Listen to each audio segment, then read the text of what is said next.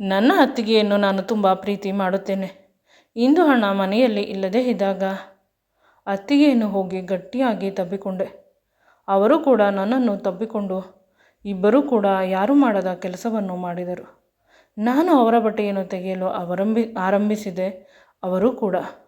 ಇಬ್ಬರು ಸ್ವರ್ಗವನ್ನು ನೋಡಿದೆವು. ಆದರೆ ಅಷ್ಟರಲ್ಲಿ ಅಣ್ಣ ಬಂದುಬಿಟ್ಟ.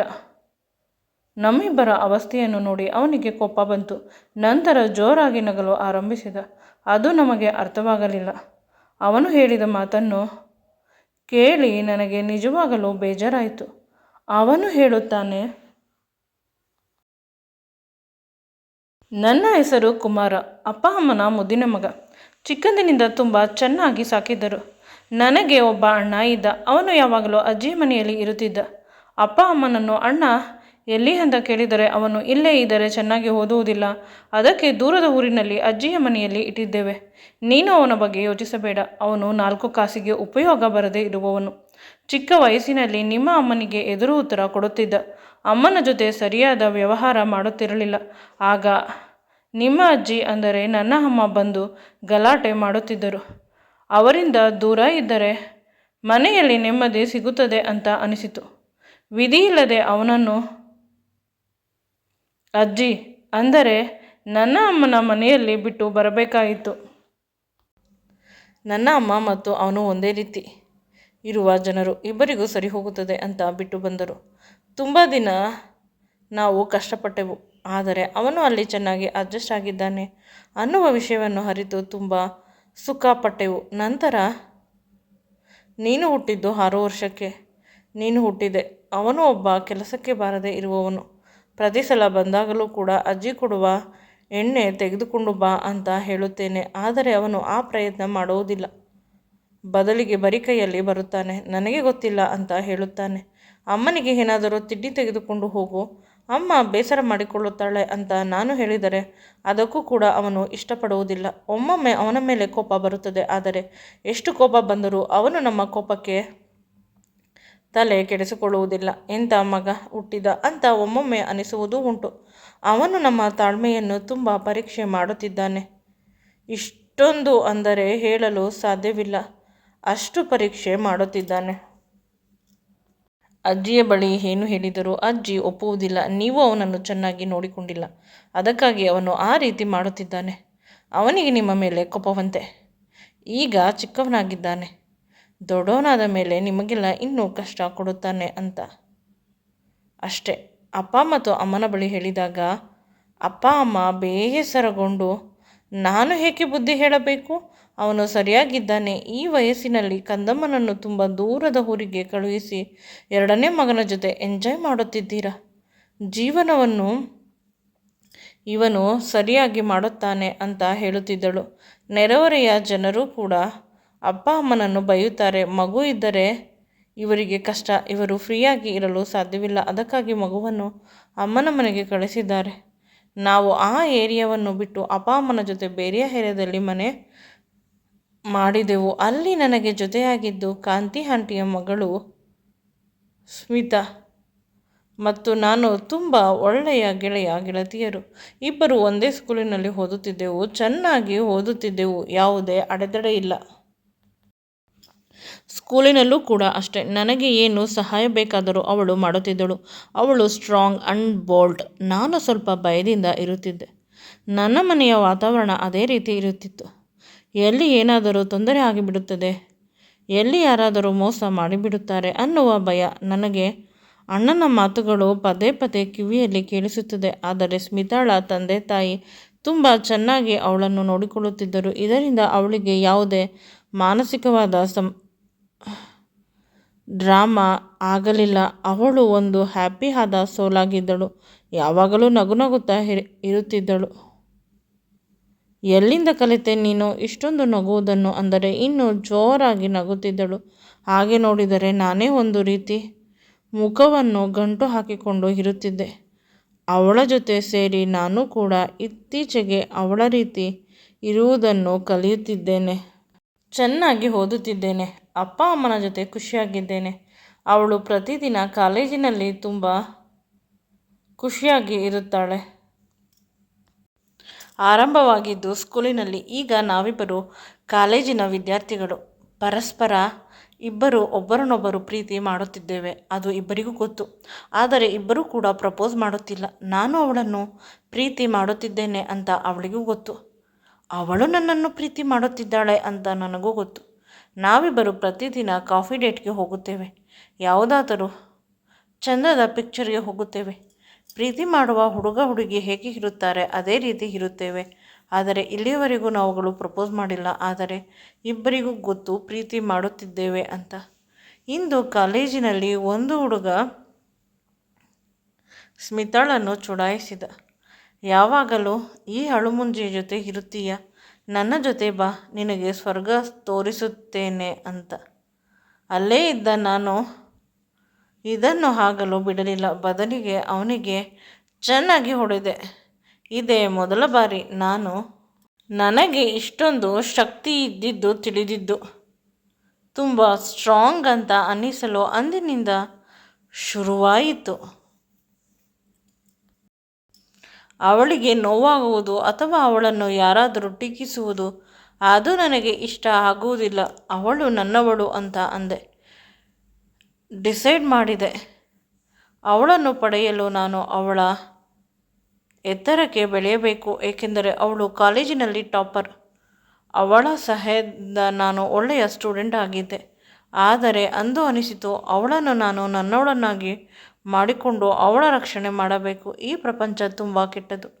ಅವಳಿಗೆ ನನ್ನನ್ನು ಬಿಟ್ಟರೆ ಇನ್ನೂ ಒಳ್ಳೆಯ ಹುಡುಗ ಇನ್ನೆಲ್ಲೂ ಇರುವುದಿಲ್ಲ. ನಾನು ಅವಳನ್ನು ಅಷ್ಟೊಂದು ಪ್ರೀತಿ ಮಾಡುತ್ತೇನೆ.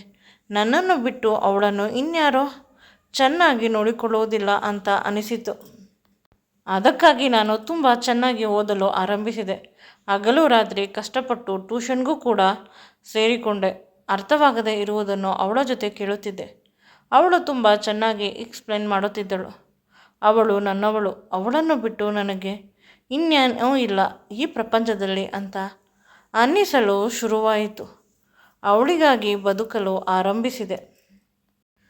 ಮನೆಯಲ್ಲಿ ನನ್ನ ಈ ಬದಲಾವಣೆಯನ್ನು ನೋಡಿ ಪ್ರತಿಯೊಬ್ಬರು ಖುಷಿಪಟ್ಟರು. ಅವರಿಗೆ ಇಷ್ಟವಾಯಿತು, ನಮ್ಮ ಮಗ ಉದ್ಧಾರವಾಗುತ್ತಿದ್ದಾನೆ ಅಂತ. ಏಕೆಂದರೆ ಅಣ್ಣ ತಕ್ಕಮಟ್ಟಿಗೆ ಓದುತ್ತಿದ್ದರು, ಒಳ್ಳೆಯ ಕೆಲಸಕ್ಕೆ ಸೇರಿದ್ದಾನೆ. ಆದರೆ ಅವನು ತನಗೆ ಬರುವ ಎಲ್ಲ ಸಂಬಳವನ್ನು ಅಜ್ಜಿಗೆ ಕೊಡುತ್ತಾನೆ. ಅಜ್ಜಿ ನನ್ನನ್ನು ಸಾಕಿದ್ದು ನೀವಲ್ಲ, ನಿಮಗೂ ಮತ್ತು ನನಗೂ ಯಾವುದೇ ರೀತಿಯ ಸಂಬಂಧವಿಲ್ಲ ಅಂತ ತುಂಬ ಕಠೋರವಾಗಿ ಹೇಳುತ್ತಾನೆ. ಆದ್ದರಿಂದ ಅವನ ಮೇಲೆ ಆಸೆಯನ್ನು ಬಿಟ್ಟುಬಿಟ್ಟಿದ್ದೇವೆ. ಈಗ ಇರುವುದು ನಾನು ಮಾತ್ರ.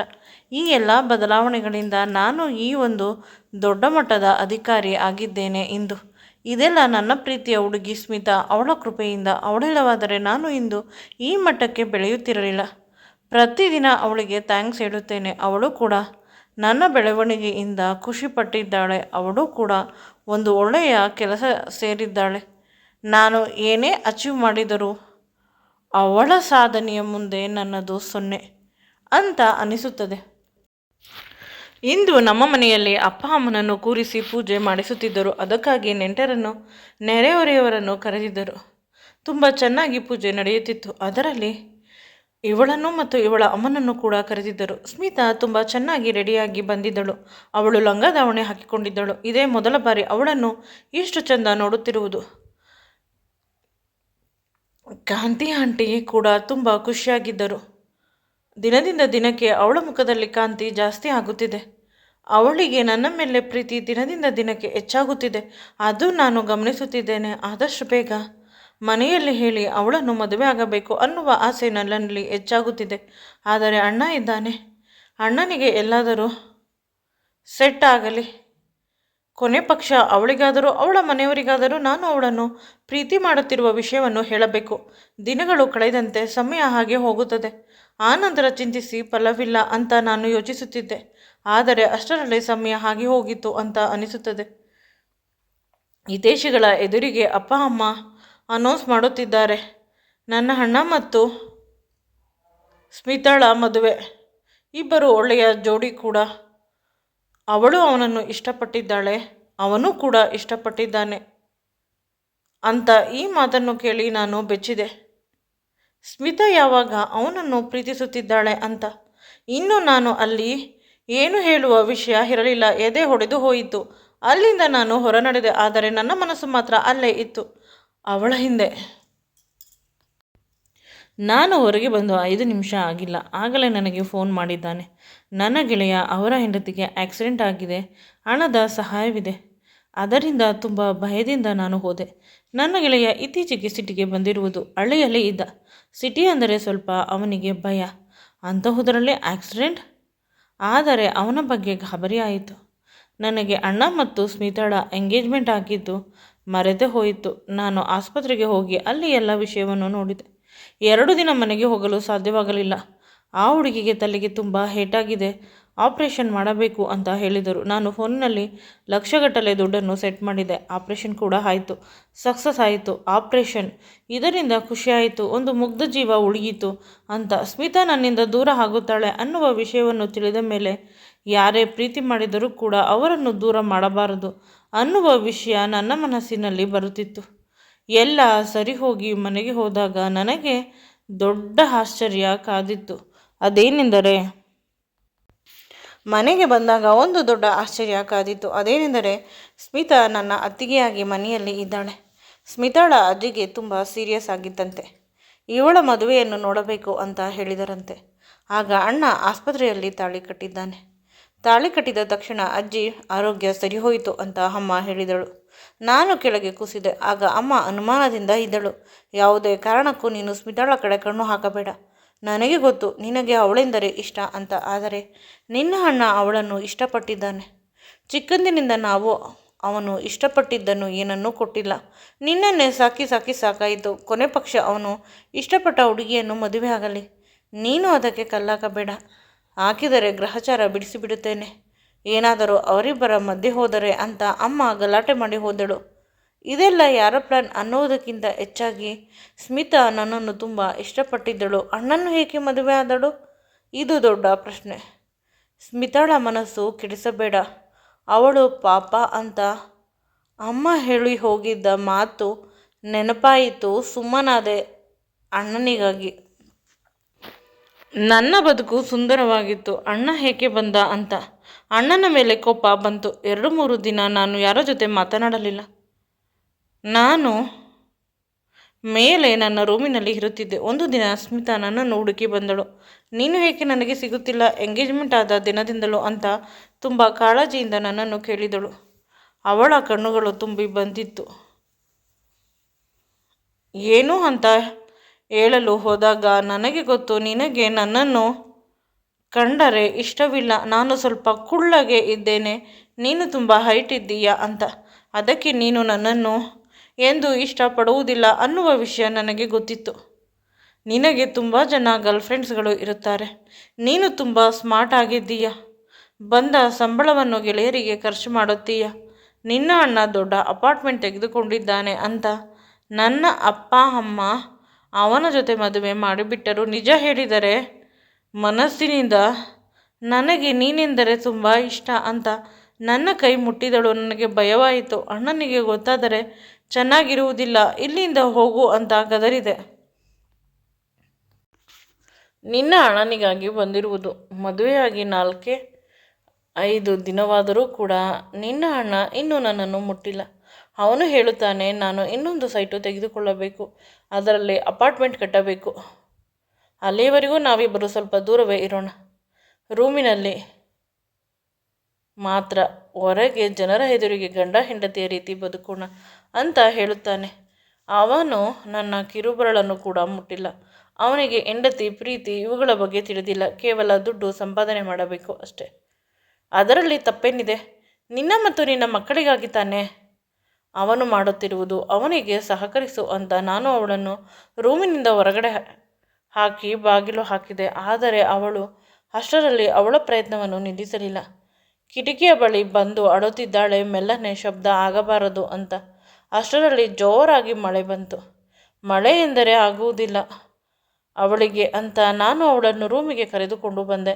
ಆದರೆ ಅವಳು ಹೇಳಿದ ಮಾತನ್ನು ಕೇಳಿ ನಾನು ಬೆಚ್ಚಿದೆ. ಕುಮಾರ, ಐ ಲವ್ ಯು ಅಂತ ಹೇಳುತ್ತಾಳೆ. ನನ್ನ ಕಿವಿಗಳು ತಂಪಾಯಿತು. ಎಷ್ಟು ವರ್ಷಗಳಿಂದ ಕೇಳಬೇಕು ಅಂತ ಅನಿಸುತ್ತಿತ್ತು ಈ ಮಾತು. ಕೊನೆಗೆ ಅವಳು ಹೇಳಿದ ಮಾತು ನನಗೆ ಇಷ್ಟವಾಯಿತು. ನನ್ನ ಅಣ್ಣನ ಹೆಂಡತಿ ಅವಳು ಅಂತ ಪದೇ ಪದೇ ಮನಸ್ಸು ಎಚ್ಚರಿಸುತ್ತಿದೆ. ಆದರೆ ಅವಳು ನನ್ನ ಮೇಲೆ ಬೀಳುತ್ತಿದ್ದಾಳೆ. ಮಳೆ ಇನ್ನೂ ಜೋರಾಯಿತು. ಗುಡುಗು ಕೂಡ ಹೆಚ್ಚಾಯಿತು. ಇಬ್ಬರ ದೇಹದ ಬಿಸಿ ಇನ್ನೂ ಹೆಚ್ಚಾಗಿತ್ತು. ವಿಧಿಯಿಲ್ಲದೆ ಪರಸ್ಪರ ಬೆತ್ತಲಾದೆವು. ಒಬ್ಬರ ಬಟ್ಟೆಯನ್ನು ಒಬ್ಬರು ತೆಗೆದು ಸ್ವರ್ಗ ಸುಖವನ್ನು ಅನುಭವಿಸಿದೆವು. ಆಗ ಅವಳು ನನ್ನ ಹೆಂಡತಿ ಅಂತ ಅನಿಸುತ್ತಿದೆ. ಅವಳು ಕೂಡ ನಗು ನಗುತ್ತಾ ಎಲ್ಲ ವಿಷಯಕ್ಕೆ ಸಹಕರಿಸಿದಳು. ಇಬ್ಬರು ತುಂಬ ಮೋಜು ಮಾಡಿದೆವು. ಅವಳ ದೇಹ ನನ್ನದು, ನನ್ನ ದೇಹ ಅವಳದು. ಬೆತ್ತಲಾದ ಕೆಂಪನೆಯ ಇಬ್ಬರ ದೇಹಗಳು ಮಳೆಯ ಗುಡುಗಿನಲ್ಲಿ ಒಂದಾದವು. ಇದು ಅಪರೂಪವಾದ ಕ್ಷಣ. ಈ ಕ್ಷಣ ಇದೇ ರೀತಿ ನಿಂತು ಹೋಗಲಿ ಅನ್ನುವ ರೀತಿ ಇತ್ತು. ಇಂದು ಅವಳು ಸಂಪೂರ್ಣವಾಗಿ ನನ್ನವಳಾದಳು. ಆದರೆ ಅಷ್ಟರಲ್ಲಿ ಅಣ್ಣ ಬಂದು ಬಾಗಿಲು ಬಡಿಯುತ್ತಿದ್ದಾನೆ. ಇಬ್ಬರು ನಮ್ಮ ನಮ್ಮ ಬಟ್ಟೆಗಳನ್ನು ಹಾಕಿಕೊಂಡು ಹೊರಗೆ ಬಂದವು. ಅಣ್ಣ ತನ್ನ ಕೈಲಿದ್ದ ಡಾಕ್ಟರ್ ರಿಪೋರ್ಟನ್ನು ನಮ್ಮ ಮುಖದ ಮೇಲೆ ಎಸೆದು ಅಲ್ಲಿಂದ ಹೊರಟು ಹೋದ. ಕೆಳಗೆ ನೋಡಿದರೆ ಅವನು ಅವನ ಕಾರಿನಲ್ಲಿ ಲಗೇಜನ್ನು ತೆಗೆದುಕೊಂಡು ಹೊರಟು ಹೋದ. ಅಮ್ಮ ಅಳುತ್ತಿದ್ದಳು. ನಂತರ ರಿಪೋರ್ಟನ್ನು ತಂದು ತೋರಿಸಿದಳು. ಅದರಲ್ಲಿ ನೀಟಾಗಿ ಬರೆದಿತ್ತು, ಅಣ್ಣನಿಗೆ 2 ವರ್ಷದ ಹಿಂದೆ ಆಕ್ಸಿಡೆಂಟ್ ಆಗಿತ್ತು. ಅದರಿಂದ ಅವನು ತನ್ನ ಪೌರುಷತ್ವವನ್ನು ಕಳೆದುಕೊಂಡಿದ್ದ. ಅವನಿಗೆ ಎಂದೂ ಕೂಡ ಹೆಂಡತಿಯ ಜೊತೆ ಸಂಸಾರ ಮಾಡಲು ಸಾಧ್ಯವಿಲ್ಲ. ಮಕ್ಕಳಾಗುವ ಚಾನ್ಸಸ್ ಅಂತೂ ಇಲ್ಲವೇ ಇಲ್ಲ. ಈ ರಿಪೋರ್ಟನ್ನು ನಮ್ಮ ಮುಖದ ಮೇಲೆ ಎಸೆದು ಹೋಗಿದ್ದಾನೆ. ಅಷ್ಟೇ ಅಲ್ಲ, ಒಂದು ಡೈರಿಯನ್ನು ಕೂಡ ಬಿಟ್ಟಿದ್ದ. ಅದರ ಪ್ರಕಾರ ಸ್ಮಿತಾಳನ್ನು ಇಷ್ಟಪಟ್ಟು ಮದುವೆಯಾದ. ಏಕೆಂದರೆ ಕುಮಾರ ಅಂದರೆ ನನ್ನ ತಮ್ಮ ಸ್ಮಿತಾಳನ್ನು ಇಷ್ಟಪಟ್ಟಿದ್ದಾನೆ. ಅವನು ಇಷ್ಟಪಟ್ಟಿದ್ದು ಎಲ್ಲ ಸಿಗುತ್ತದೆ, ನನಗೆ ಏನೂ ಸಿಕ್ಕಿಲ್ಲ ಅನ್ನುವ ಕೋಪ ಮತ್ತು ಸಿಟ್ಟಿನಿಂದ ಅವಳನ್ನು ಮದುವೆಯಾದ ಮೇಲೆ ತಿಳಿಯಿತು, ನಾನು ಮಾಡಿದ್ದು ತಪ್ಪು. ನನ್ನ ತಮ್ಮನ ಪ್ರೀತಿಯನ್ನು ನನಗಾಗಿ ಉಳಿಸಿಕೊಳ್ಳಬಾರದು. ಅಷ್ಟಕ್ಕೂ ಒಂದು ಹೆಣ್ಣನ್ನು ಖುಷಿಪಡಿಸುವ ಯಾವುದೇ ವಿಷಯ ನನ್ನಲ್ಲಿ ಇಲ್ಲ ಅಂತ ದುಃಖವಾಗಿ ನಾನು ಅವಳನ್ನು ನನ್ನಿಂದ ಬೇರ್ಪಡಿಸಿದೆ. ಈಗ ನಾನು ಮಾಡಿಕೊಂಡ ಮದುವೆಯಿಂದ ಹೊರಬರಬೇಕು. ಅದಕ್ಕಾಗಿ ಡೈವರ್ಸ್ ಪೇಪರ್ಗಳನ್ನು ಬಿಟ್ಟು ಹೊರಟು ಹೋಗಿದ್ದಾನೆ. ಸೈನ್ ಮಾಡಿದ್ದಾನೆ. ಈಗ ತಿಳಿದಿದ್ದು ಒಂದೇ ವಿಷಯ, ನಾವಿಬ್ಬರೂ ನೆಮ್ಮದಿಯಾಗಿರಬೇಕು ಅನ್ನುವುದು ಅವನ ಆಸೆ. ತಮ್ಮ ಅಂತ ಪ್ರೀತಿ ಇದೆ, ಆದರೆ ದುಡುಕಿ ತಪ್ಪು ಮಾಡಿದ್ದಾನೆ. ಅಪ್ಪ ಅಮ್ಮ ಇಬ್ಬರು ಅಳುತ್ತಿದ್ದಾರೆ. ಅವನನ್ನು ಚಿಕ್ಕಂದಿನಲ್ಲಿ ನಮ್ಮಿಂದ ದೂರ ಮಾಡಿದೆವು. ಆದ್ದರಿಂದ ಈಗ ತುಂಬ ಕಷ್ಟವಾಗುತ್ತಿದೆ. ನಾವು ಎಂದೂ ಕೂಡ ನಮ್ಮನ್ನು ನಾವು ಕ್ಷಮಿಸಿಕೊಳ್ಳುವುದಿಲ್ಲ ಅಂತ ಇಬ್ಬರು ಅಳುತ್ತಿದ್ದಾರೆ. ನಾನು ಮತ್ತು ಸ್ಮಿತಾ ಇಬ್ಬರು ಸಮಾಧಾನ ಮಾಡಿದೆವು. ದಿನಗಳು ಕಳೆದಂತೆ ಎಲ್ಲ ಸರಿ ಹೋಗುತ್ತದೆ ಅಂತ. ಅಣ್ಣ ಸೈನ್ ಮಾಡಿ ಹೋಗಿದ್ದರಿಂದ ಇವಳು ಸೈನ್ ಮಾಡಿ ಡೈವೋರ್ಸ್ ಆಯಿತು.